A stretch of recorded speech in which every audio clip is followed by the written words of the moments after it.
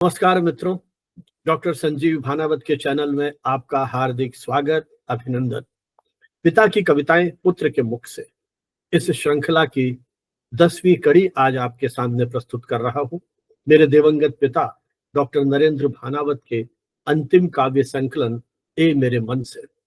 ए मेरे मन काव्य संकलन उनके जीवन की अंतिम अवस्था की अनुभूतियों पर केंद्रित एक काव्य संकलन है, जो उन्होंने कैंसर की अवस्था में बिस्तर पर लेटे लेटे लिखते चले गए।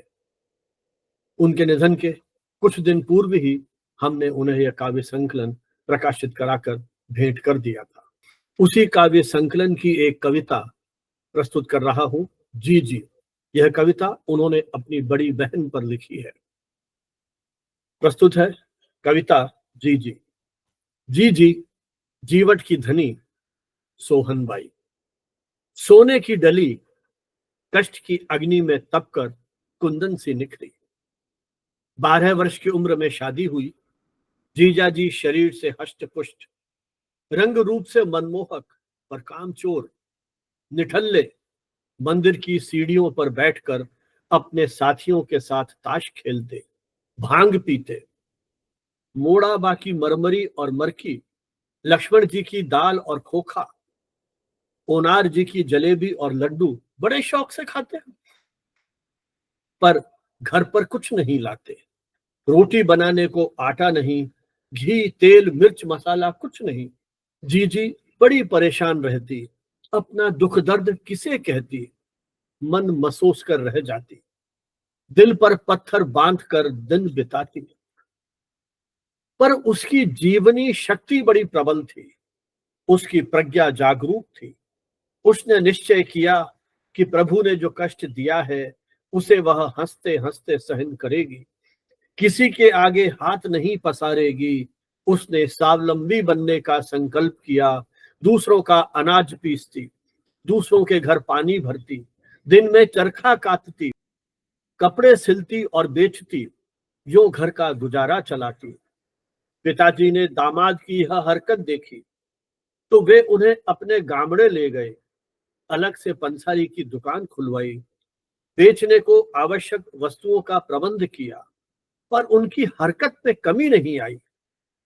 सामान उधार देते तो उगाही नहीं करते, चर भर खेलते रहते, नए गोठीड़े बनाते, इधर उधर घूमते रहते। सब परेशान थे, पर क्या करते। इधर हम पर गाज गिरी, पिताजी चल बसे। माँ कोने में बैठी, पर थी दिलेरदार। रूढ़ियों को तोड़कर वह गामड़े चली गई, वहां बनज व्यापार करती, रोजी रोटी की जुगाड़ बिठाती। हम जीजी के घर रहे, जीजी ने कष्ट उठाकर भी मुसीबत में हमें पाला पोसा, उसके उपकार को हम भूल नहीं सकते। जीजी ने कष्ट पर कष्ट उठाए, एक बालक गोद में आया, पर 1.5 वर्ष में ही वह प्रभु को प्यारा हो गया।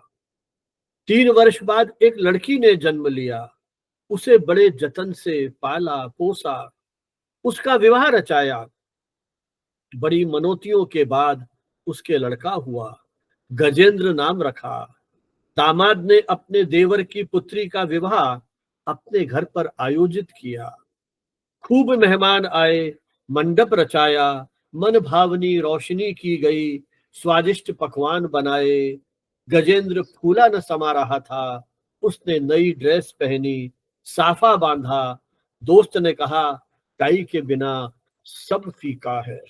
गाजे बाजे के साथ बारात दरवाजे पर आने ही वाली थी कि गजेंद्र बिना किसी को कुछ कहे लूना लेकर निकल पड़ा टाई लाने। टाई ली, उसने गले में सजाई और प्रसन्न चित्त घर की ओर भागा कि यकायक ट्रक से लूना टकराई। गजेंद्र वहीं ढेर हो गया, उसे किसी ने अस्पताल पहुंचाया। इधर विवाह की रस्म पूरी हो रही थी। प्रभु, यह कैसी मुसीबत आई, एक और परण तो दूसरी और मरण। इधर जीजा जी बीमार पड़ गए, 16 वर्ष तक उनकी सेवा की एक निष्ठ भाव से, आखिर वे चल बसे। जी अकेली रह गई, पर बड़े साहस धैर्य और हिम्मत से उसने चूड़े चूंदड़ी की लाज रखी। विषम स्थिति में भी वह समतुल्य है, कीचड़ में कमल की तरह प्रफुल्ल है, अपनी चेतना को जागृत किए हुए है, पाषाण में पारस की तरह द्रवणशील है और अंधेरे में प्रकाश की तरह दैदीप्यमान है। अपने संसार के बच्चों को अपने बच्चे मान लिया, वह उन्हें टॉफी देती है, जीवन निर्माण के संस्कार देती है, अब भी गामड़े जाती है, सबको अपना रस बांटती है, उसने सुख दुख में से सुख निकालने की कला सीख ली है, वह मानवी नहीं देवी है। यह कविता मेरे पिता ने 26 जुलाई 1993 को लिखी थी, सवेरे 4 बजे। दुर्भाग्य, उनकी जीजी मेरी भूआ, वे भी अभी कुछ समय पहले ही महाप्रयाण कर गईं और उनकी बेटी धन्नी जीजी, वे भी अभी पिछले ही महीने उन्हीं के पथ का अनुगमन करते हुए भगवान के पास चली गई। इन दिवंगत आत्माओं के प्रति अपनी श्रद्धांजलि प्रकट करते हुए आप सभी को शुभकामनाएं। जय हिंद, जय भारत।